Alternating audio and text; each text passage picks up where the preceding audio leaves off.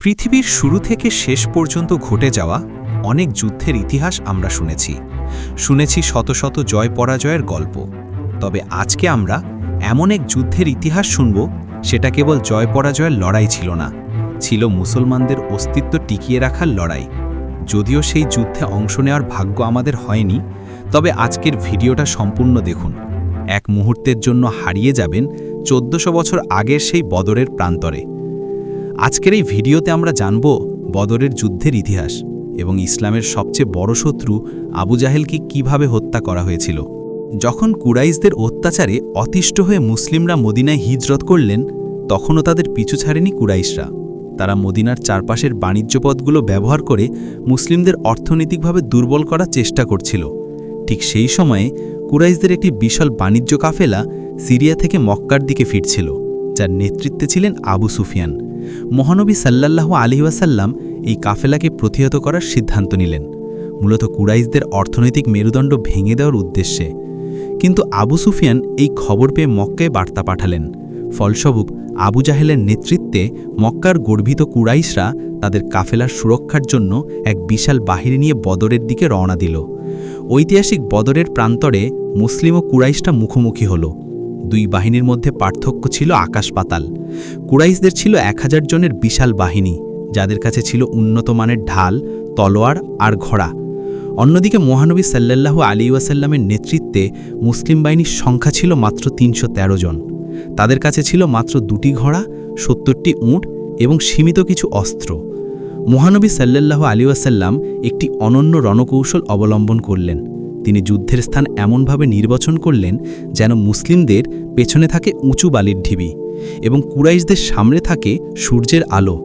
তিনি পানির কুয়োগুলো নিয়ন্ত্রণ করে শত্রুকে পানি থেকে বিচ্ছিন্ন করার কৌশল নেন। বদর ছিল সামরিক কৌশল আর নেতৃত্বের এক অসাধারণ দৃষ্টান্ত। যুদ্ধের শুরুর আগেই মুসলিমদের মনোবল বাড়ানোর জন্য মহানবী সাল্লাল্লাহু আলাইহি ওয়াসাল্লাম আল্লাহর কাছে গভীর প্রার্থনা করেন। এই প্রার্থনা ছিল কেবলই বিজয়ের জন্য নয়, বরং ইসলামের অস্তিত্ব রক্ষার জন্য। যুদ্ধ শুরু হলো। প্রথম দিকে কুরাইশদের বড় বড় যোদ্ধা যেমন উতবা, সাইবা এবং ওয়ালিদ মুসলিমদের হামলায় নিহত হয়। এটি কুরাইশ বাহিনীর মনোবল ভেঙে দেয়। যখন দুই পক্ষের যুদ্ধ শুরু হলো, তখন পরিস্থিতি খুবই ভয়ঙ্কর ছিল। দুই পক্ষের আক্রমণ ও প্রত্যাক্রমণে ধুলোয় অন্ধকার নেমে আসে বদরের প্রান্তরে। শত্রুর আক্রমণের দাপটে পিছনে ফিরে তাকানোর কোনো সুযোগ নেই। তুমুল লড়াইয়ের মাঝখানে শুধু প্রাণপণ চিৎকারে আকাশ পাতাল ভারী হয়ে ওঠে। তাজা রক্তে ভিজতে থাকে মরুভূমির ধূসর প্রান্তর। পরিস্থিতি ধীরে ধীরে আরও ভয়ঙ্কর হয়ে ওঠে। এদিকে বদরের এক প্রান্তে মাটিতে লুটিয়ে কাতরাতে দেখা যায় কুরাইশ নেতা আবু জাহেলকে। তার পরনে ছিল সজ্জিত পোশাক। কষ্টে যন্ত্রণায় ছটফট করছিল সে। তার ডান পায়ে গভীর ক্ষত হয়েছে, ফিনকি দিয়ে রক্ত ঝরছে। তাকে দেখে সাবধানে এগিয়ে যান আবদুল্লাহ ইবনে মাসউদ রাদিয়াল্লাহু আনহু।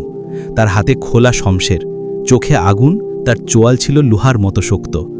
আবদুল্লাহ ইবনে মাসউদ রাদিয়াল্লাহু আনহু বললেন, হে আল্লাহর শত্রু, চেয়ে দেখো আজ কি করুণ পরিণতি করেছেন তোমার আল্লাহ তাআলা। তারপর আবু জাহেলকে মনে করিয়ে দিলেন মক্কায় বসবাসকালে ইসলামের বিরুদ্ধে করা তার প্রতিটি ষড়যন্ত্রের কথা। এরপর তিনি বললেন, হে আল্লাহর শত্রু, আমি তোমার মস্তক বিচ্ছিন্ন করব। এটাই হবে তোমার উপযুক্ত শাস্তি।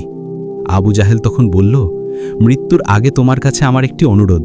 তুমি আমার গলা ঘোড়া থেকে কাটবে, যেন তোমার নবীর সামনে আমার মাথা রাখলে তা মাটিতে মিশে না থাকে, সেটি যেন মাটি থেকে উঁচু হয়ে থাকে।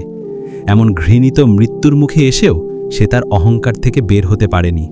অতঃপর তাকে সেইভাবে হত্যা করা হয় যেমনটা মৃত্যুর পূর্বে সে চেয়েছিল, আর তার সমস্ত অহংকার ধূলিসাৎ হয়ে যায়। অন্যদিকে মুসলিমদের মাত্র 14 জন সাহাবী রাদিয়াল্লাহু আনহুম শাহাদাত বরণ করেন। বদরের এই মহান বিজয় ছিল ইসলামের ইতিহাসে একটি নতুন দিগন্তের সূচনা। এটি মুসলিমদের আত্মবিশ্বাসকে বহুগুণে বাড়িয়ে দেয় এবং মদিনায় মুসলিমদের রাজনৈতিক ও সামরিক অবস্থানকে সুদৃঢ় করে। বদরের এই মহান ইতিহাস নিয়ে আপনার কী মতামত কমেন্ট বক্সে আমাদের জানাতে ভুলবেন না। ভিডিওটি ভালো লাগলে লাইক করুন এবং এমন আরও ইসলামিক ইতিহাস জানতে আমাদের চ্যানেলটি সাবস্ক্রাইব করুন। দেখা হবে পরের ভিডিওতে। আল্লাহ হাফিজ।